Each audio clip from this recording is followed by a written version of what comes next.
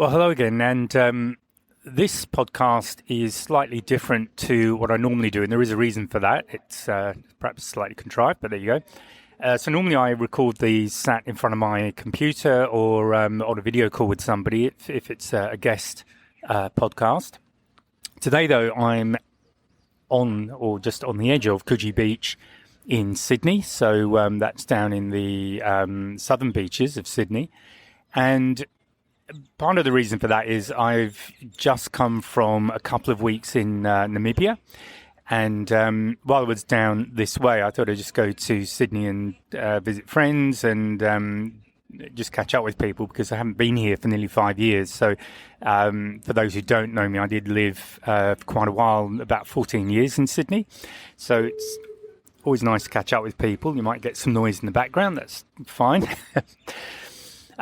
And in Namibia, I've spoken about this in one or two podcasts where I've been talking about preparation. So this was a trip where I did a couple of things. One was to fundraise and support EHRA, EHRA, Namibia, which is one of the projects that I support through sales of my fine art prints. So if you haven't had a look at those, please do on the website. But nominally 10% of the purchase price of the pictures goes to EHRA. That excludes the shipping pricing, but basically the pricing is set up to allow me to do that. So EHRA is one of the projects I support. And EHRA stands for Elephant Human Relations Aid. They work with local communities in Namibia to help people to live with elephants because of the sort of unsettled nature of that part of the country. The people who traditionally lived there moved out some decades ago, and other people on the whole moved back in. And when they first moved in, the elephants had also abandoned that area because it was basically a war zone for a while. But then eventually the elephants came back again, and you now have elephants living with people who not only are not particularly knowledgeable about living with elephants, they never grew up with them, but also they have an almost superstitious fear of them. So that was a bit of an eye-opener when I first went to Namibia at the end of 2019. So one of the things that EHRA do is to educate people about elephants and how to live with them. Another thing they do and that I got involved with was just building protection for infrastructure. So we built a big 2-meter high wall around a water tower, basically to stop elephants knocking it over, because elephants can be very destructive. So EHRA do a lot of great work there, and that population of African desert elephants is one of only 2 that's left in the world. So it's certainly important. Unfortunately, because there's been a serious drought in Namibia for the last 2 years now, there has been, or there's now a government move to cull certain animals in wildlife parks, so including Etosha, which I also went to, but also elephants in the wild. So there are numbers against this. How good an idea that is debatable, but that's what they've decided to do.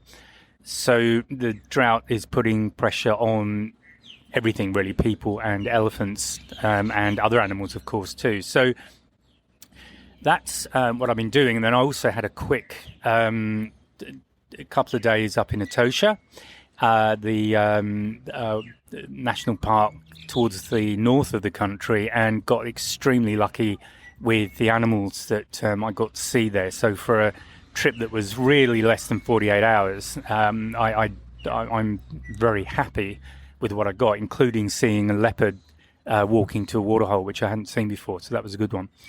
Okay, so anyway, back to what I was thinking about as really the theme for this podcast. So there are a couple of themes. One of them, though, is just experimenting. So I'm doing this podcast. I could have sat where I'm staying and done it in my bedroom using my computer, just done a normal one. I don't have all of my normal gear with me, but I've got enough to do a podcast, but I thought I'd try something different. And that really has also been a theme for me with that first part of the trip. So the fundraiser that involved walking what turned out to be 106 kilometers in the desert over 5 days. And I had a camera with me with my wide-angle zoom, so it wasn't my long telephoto, and we didn't see much in the way of animals except very far off. Lots of tracks, so if you are trying to learn spore and read the story that's on the ground of what's been going on, then it's certainly a good one for that. One of the things we did see were very fresh elephant tracks. They were certainly no more than an hour old, and as it happened, some leopard tracks that were a little bit older. But photographically, the thing was I was mostly shooting landscapes. I was with a group of people. They're shooting lots of stuff on smartphones. There was a group. That whole trip was well documented. And I just thought I'd experiment with different photographs that people weren't taking, so that there was some alternative, I guess, art coming from that particular walk. And again, this is a theme that I've spoken about before, and I believe very strongly in that for your photography to develop and perhaps to keep your enjoyment of it fresh, it's good to just experiment, try different things, try different angles, try where you'd normally shoot landscape format, shoot portrait, shoot from a different angle, get down low, shoot from a sort of very much ground level view, get up high if you can, and shoot down onto things. All of these give you a different perspective.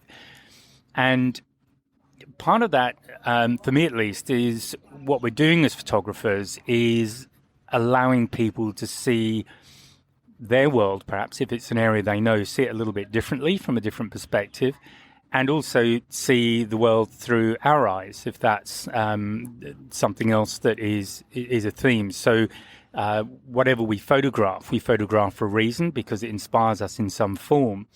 And we may be seeing things that other people are not. So it's an important thing to remember with your photography, particularly if you're sharing it regularly. It's what you're doing is sharing your view of the world with other people. So experimenting was definitely a theme for me. Now, a lot of them didn't work. That's the nature of it.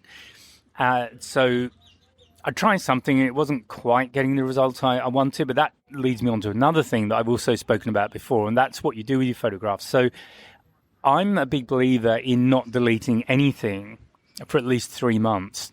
And the reason I say that is that when you look at a photograph straight after you've shot it, if you didn't quite get what you were going for, there's a big temptation to just delete it and maybe try again if that's a possibility for you.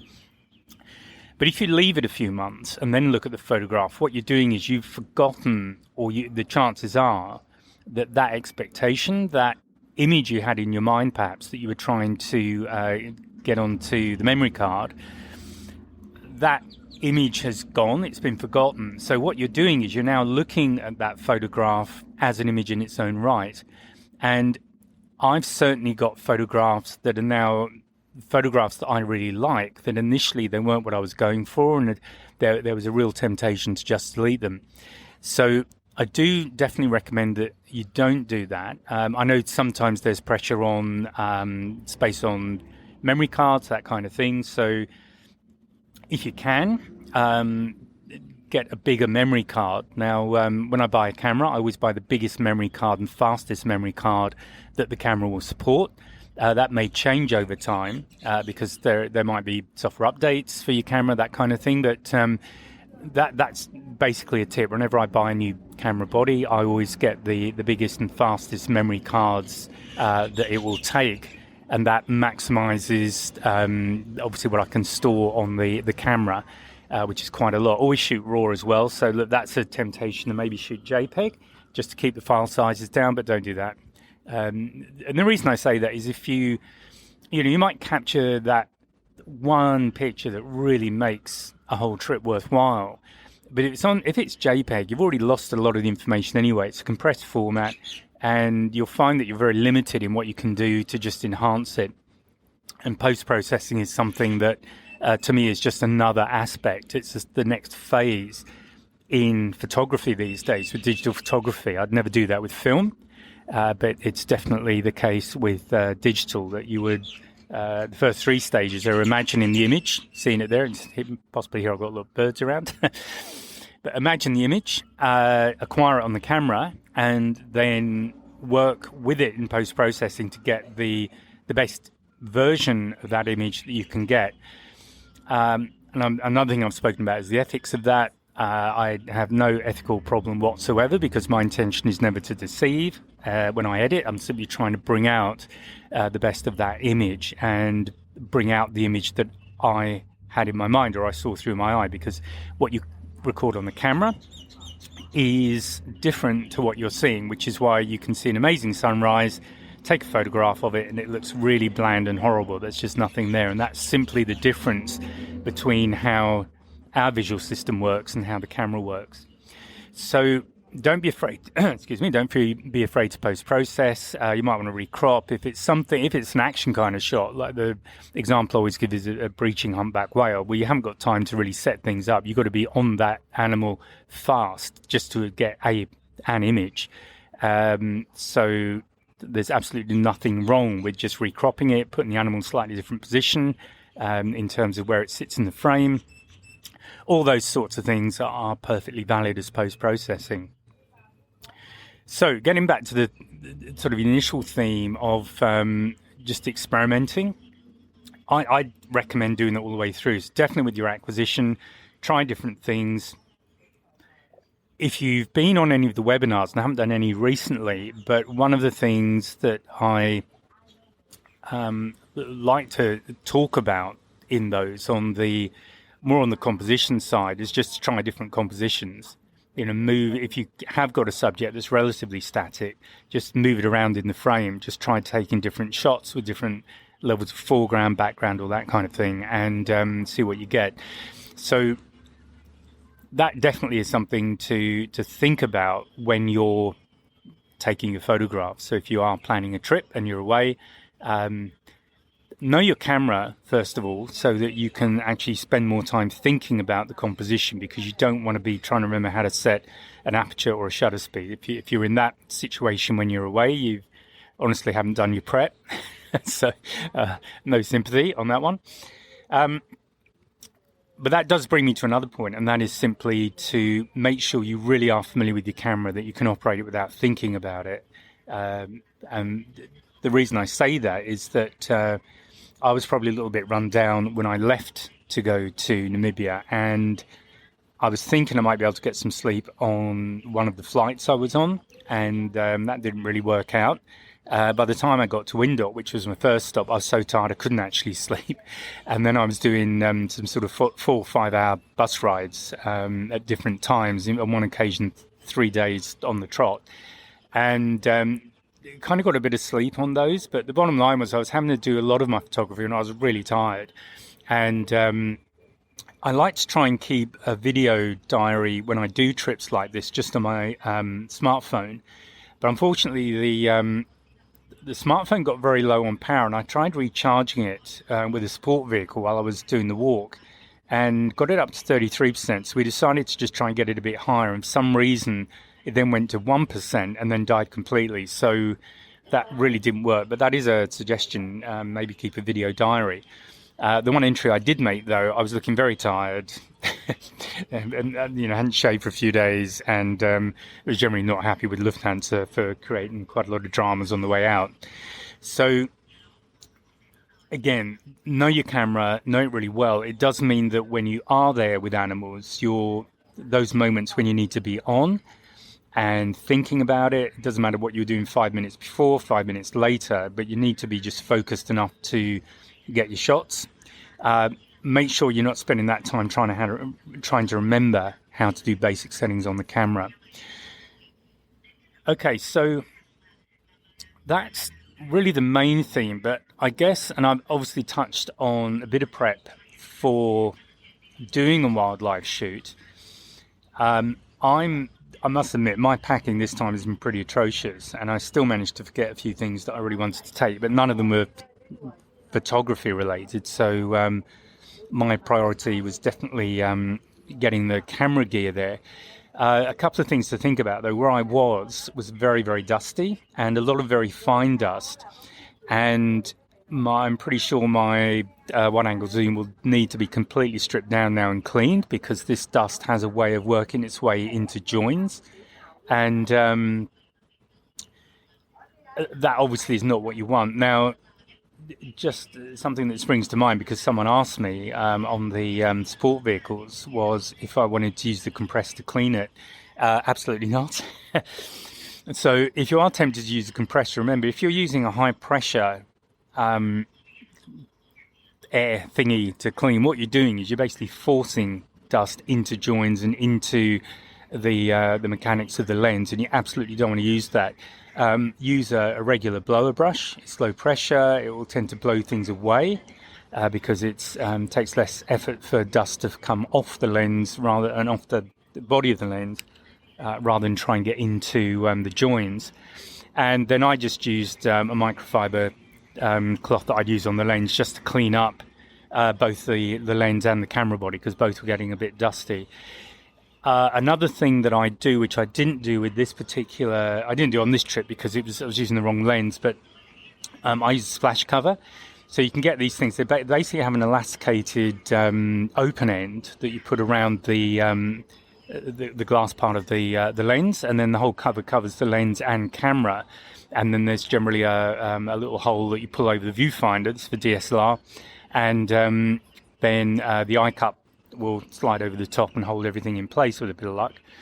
Those things are great because they cut out almost all of the dust that's going to reach your camera and lens combination.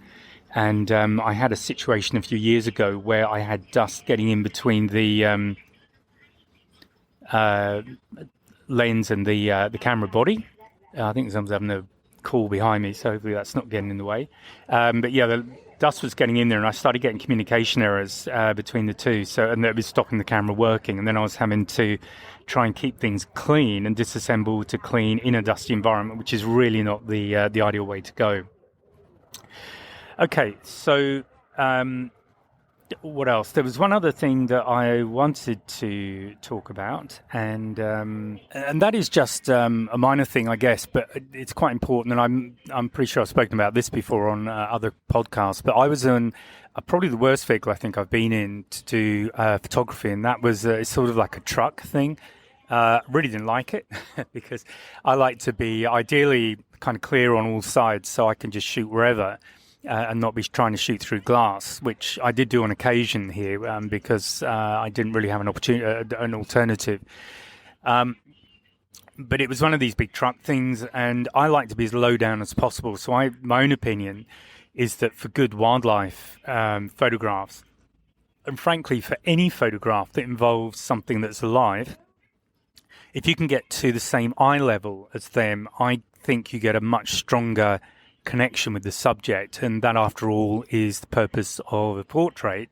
It's not only to record physically what people look like, but also to maybe establish some sort of emotional connection between the viewer and the subject, and perhaps if you're the viewer, get some sense of the personality of that person or with that animal, because animals have personalities as well, and that makes it a more powerful photograph, in my opinion. So I like to get as low down as possible. Now, on this vehicle, we were already pretty high, so I don't shoot out of those open roof things, which we did have on this. It was a pretty awful one, actually, on this vehicle, but it was sort of good enough. But I always shoot through the windows. So ideally on a regular little four-wheel drive thing that they have on these safaris, you're relatively low, and you can get low enough that you can get something that looks like you're on the ground with these with the animals. So that's something I've managed to do before. But that really was just another tip that I wanted to share just while I'm talking about this particular trip, and just general wildlife photography. But if you are preparing, it's just something to think about. And when you get on a vehicle, just look at where you can position yourself. You know, where are the places to go on either side of the vehicle, and kind of be ready to jump in there and get your shots. So as with all of these things, it's good to be ready, because sometimes things can happen very quickly, and if you're not ready for them, you'll miss them, and then you're absolutely kicking yourself for going all that way and then missing out on a shot. And I definitely missed out on one or two, not necessarily because I wasn't prepared, but it was things like the driver decided to move and just at the wrong moment. And so where you can, having a good rapport with the driver is helpful. It's something I've tried to do. And another thing I like to do with a driver is to show them the kind of shots I can get. I did this with the Leopard because although we were a fair way off with the 400mm zoom, and I use a Canon EOS 5DS, so the image size is very big. So I've got a combination of good optical zoom and good digital zoom. I was able to show him just what I could get from shooting from a distance. So I think once a driver sees that, they know you're not just shooting with an iPad or something like that. You are capable of getting good stuff from a fair distance away. So that can help in, particularly if you're with someone for several days, that can do a lot to get a good relationship going with the driver. Okay, so look, that's pretty much it. I'm going to sign off now, and I will speak to you again in the next podcast. So bye for now.